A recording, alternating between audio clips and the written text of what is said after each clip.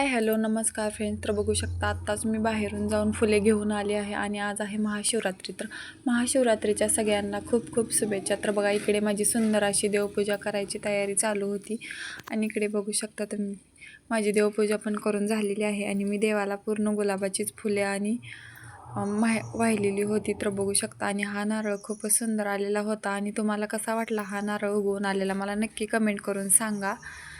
तर बघू शकता तुम्ही सुंदर अशी माझी इकडे ही देवपूजा करून झालेली आहे. तर गुलाबाची भरपूर फुले लागतात आमच्या झाडाला, त्यामुळे मी आज गुलाबाचीच फुले वाहिली होती आणि नंतर मी पुढे बनवणार होते उपासाचे धपाटे. तर बघू शकता तुम्ही इकडे मी स्वच्छ असं बटाटे सुंदर असं धुवून घेतलं होतं आणि त्याच्यावरचे आता मी साल काढून घेणार आहे. तर बघू शकता तुम्ही आता हे बटाटा आणि हे मिरच्या पण मी धुवून घेतल्या आहेत. इकडे फ्रीजमध्ये ठेवलं होतं त्यामुळे लाईट गेली होती त्यामुळे त्याचा वास लागला होता, त्यामुळे ते धुवून घेतलं पहिलं आणि आता हे बटाटा आपण खिसून घेऊयात. आधी पहिला साल काढून घेऊयात. बघू शकता तुम्ही इकडे मी साल काढून घेत आहे बटाट्याची. तर मी धपाट्याला रात्री शाबू वगैरे भिजत घातलेला होता. आता त्या शाबूमध्ये आपण बटाटा मिरची बारीक करून टाकून ते धपाटा आपण एका तव्यामध्ये करून घेऊया. तर तुम्ही पण ही रेसिपी ट्राय करून पहा कशी वाटत आहे तुम्हाला आणि तुम्हाला अजून कसे माझे व्हिडिओ आवडतात तेही मला नक्की कमेंट करून सांगा. मी नक्की त्यावर एक व्हिडिओ बनवीन. तुम्ही कमेंट करून सांगा, त्यावर मी नक्की व्हिडिओ बनवेल. तर माझे व्हिडिओ कसे वाटतात ते पण कमेंट करून सांगा. हो, आणि आजची देवपूजा कशी आहे ते पण मला कमेंट करून सांगा. आजची माझी देवपूजा कशी वाटली ते पण मला कमेंट करून सांगा. आणि सर्वात अगोदर माझ्या चॅनलमध्ये कोणी नवीन असेल तर माझ्या चॅनलला नक्की सबस्क्राईब करा आणि व्हिडिओ पाहिल्याबद्दल एक लाईक नक्की करा. तर बघू शकता इकडे मी हे बटाटे खिसून घेत आहे. आता खिसणीने आल्याच्या खिसणीने मग हे बटाटे खिसून घेत आहे. फास्ट उरकते आणि ते खिसणी पण कार्य असते त्यामुळे. तर शाबू पण सुंदर असा भिजलेला होता कारण मी रात्रीच हा शाबू भिजत टाकलेला होता. त्यामध्ये आता मी ही मिरची बारीक करून टाकली आहे आणि शेतातून ही द्राक्ष आणली होती, ती पण स्वच्छ अशी धुवून घेतली कारण द्राक्षीवरती फवारणी केलेली असते त्यामुळे स्वच्छ अशी धुवूनच घ्यावी लागते. तर त्यामध्ये मी चवीनुसार मीठ, ते मगा बारीक केलेलं बटाटा, थोडीशी चटणी आणि हे तूप टाकलं शेंगदाण्याचं आणि इकडे ह्या पॅनमध्ये मी ही करून घेतलं धपाटं. तर कशी वाटली ही आजची रेसिपी नक्की मला सांगा आणि माझे व्हिडिओ आवडत असतील तर नक्की माझ्या व्हिडिओला लाईक करा आणि नवनवीन व्हिडिओ तुमच्यापर्यंत मी असेच घेऊन येत जाईल. आणि चॅनलमध्ये नवीन असाल तर नक्की सबस्क्राईब करा. तर बघू शकता ही सुंदर असं आता आपण ह्याला झाकून ठेवूया आणि थोडंसं वापरून घेऊया. तर सुंदर असं न तुटता हे धपाटं तयार झालेलं आहे आणि हे चवीला खूप सुंदर लागतं आणि हे धपाटं आपण दह्याबरोबर पण खाऊ शकतो. तर आमचे हे दही आणायला गेले होते गावामध्ये, त्यामुळे म्हटलं आधी धपाट हे करून घ्यावं आणि नंतर महादेवाला जावं, करून ठेवून जावं म्हटलं सगळं. तर बघू शकता तुम्ही.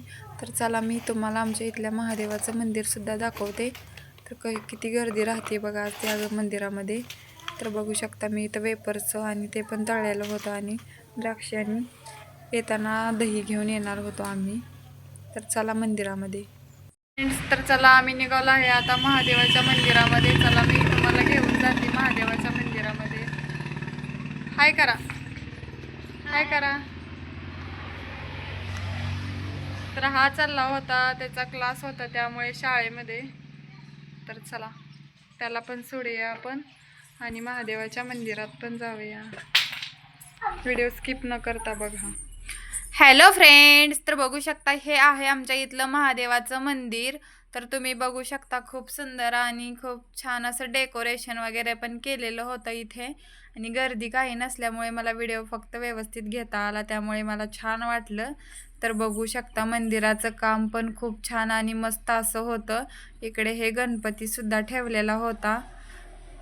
तर बघू शकता मी येताना फूल आणि बेल आणला होता, ते ठेवला आणि मी पाया पडून घेतल्या. आणि इकडे बघा हे छोटं कार्टून कसं उभा राहिलंय आमचा आरू. तर बघू शकता. नंतर आम्ही पाया वगैरे पडून घेतल्या आणि इकडे आतला पण तुम्हाला मी लुक दाखवते मंदिराचा कसा आहे. तर ही पिंड होती फ्रेंड्स, आणि हे पण गणपतीच होता आणि हा पण गणपतीच होता फ्रेंड्स. इकडं ही नंदी होती फ्रेंड्स. तर म्हणतात की ह्याच्या कानामध्ये काही तर बोलायचं पूर्ण होतं. हे खरं आहे का मला नक्की कमेंट करून सांगा. तर मी पण त्याच्या कानामध्ये बोलले आणि मी पण एक विश मागितलं होतं. तर बघू शकता आतमध्ये पण खूप सुंदर अशी ही पण डेकोरेशन केलेलं होतं आणि बघू शकता ही पण पिंड खूप छान होती. ओम नमः शिवाय, ओम नमः शिवाय, ओम नमः शिवाय, ओम नमः शिवाय, हर हर बोले नमः शिवाय, ओम नमः शिवाय. तर बघा सुंदर असा हा पूर्ण असा ह्या मंदिराचा व्ह्यू होता. तर बघू शकता तुम्ही याचं काम पण खूप सुंदर आहे. तर चला आपण आता पाठीमागून एक फेरी मारून येऊया. तर बघू शकता पूर्ण असं हे दगडी काम होतं याचं.